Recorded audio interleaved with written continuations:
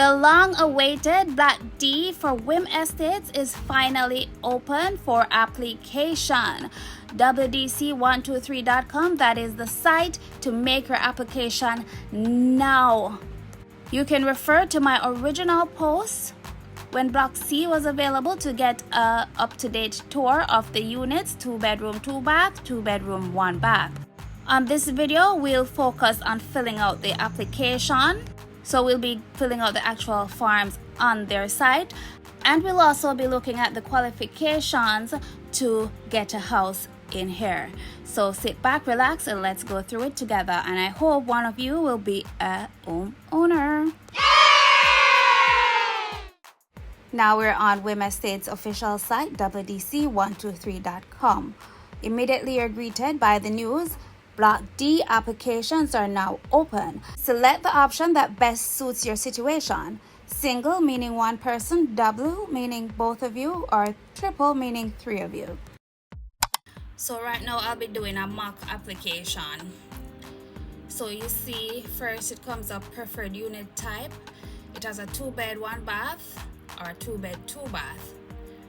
We select 2-bed 1, 2-bed 2. So I'm gonna set, or both, who knows, maybe you're casual like that. So I'm gonna select the 2-bed 1-bath. That's the 840 square foot home.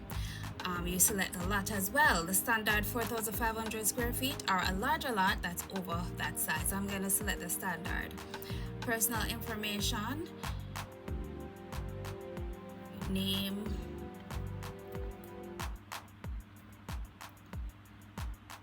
Why this auto showing all my information, man?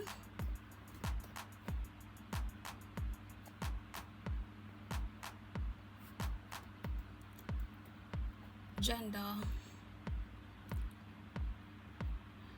date of birth.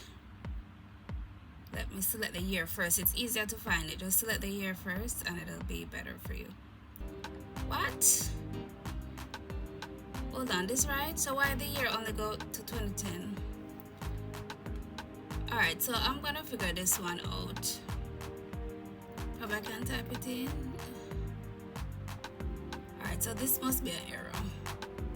So say about August 3rd, 2010.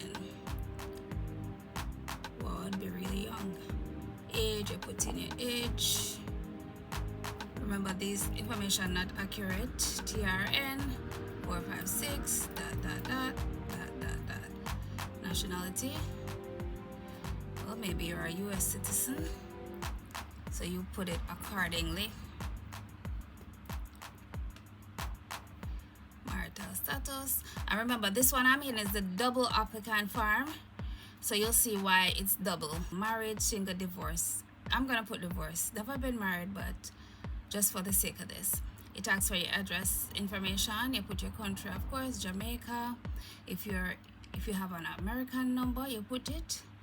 So we're gonna select Jamaica instead of America. So I have to search instead of type.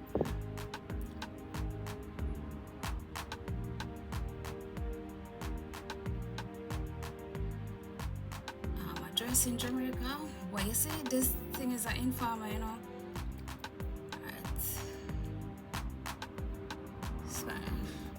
I just put something.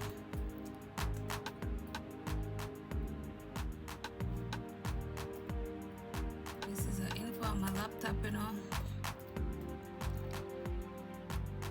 I live in Spanish Town, Parish St. Catherine. Alright, again you put your number. If it's Jamaica, you select the Jamaican flag and put the number. And you put your email.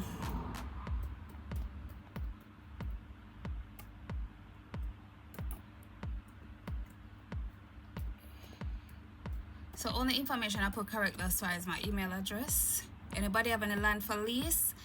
Let me know. It's not for video purpose. Occupation. So I actually work, but I'm just gonna put for this vlogger for what you know me as. Alright, so now this is, so if it was single applicant form, this would be the head of the personal information, right? But because it's double, the second person is gonna put their information here as well.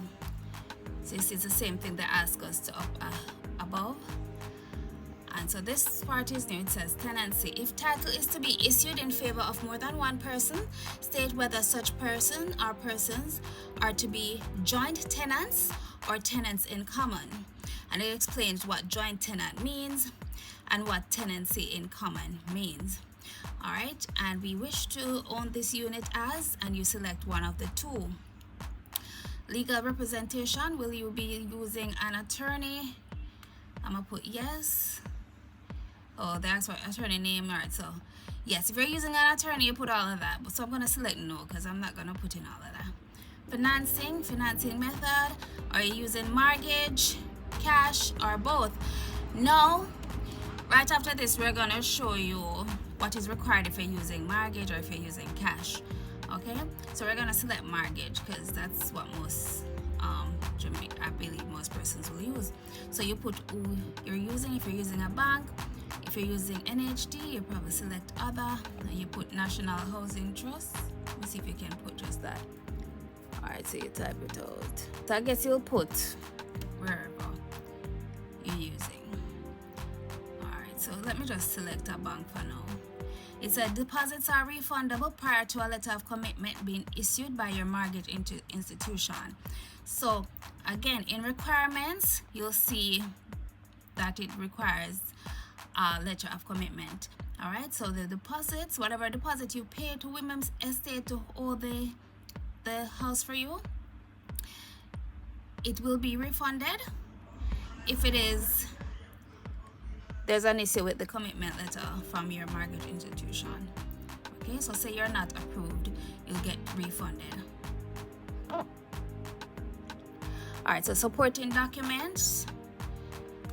All right, so this section here, you see we're gonna upload drop files here, so you'll attach from your device. You'll attach your valid pre-approval letter by a financial institution to mortgage applicants. You'll attach your eligibility letter provided by the National Housing Trust to NHT contributors, and you'll provide proof of funds provided by your financial institution or your attorney to cash buyers. So proof of deposit and fees. So that means you need a bank statement or any financial document showing that the money is available to pay your deposit, and 5% for mortgage applicants and 10% for cash applicants plus closing costs.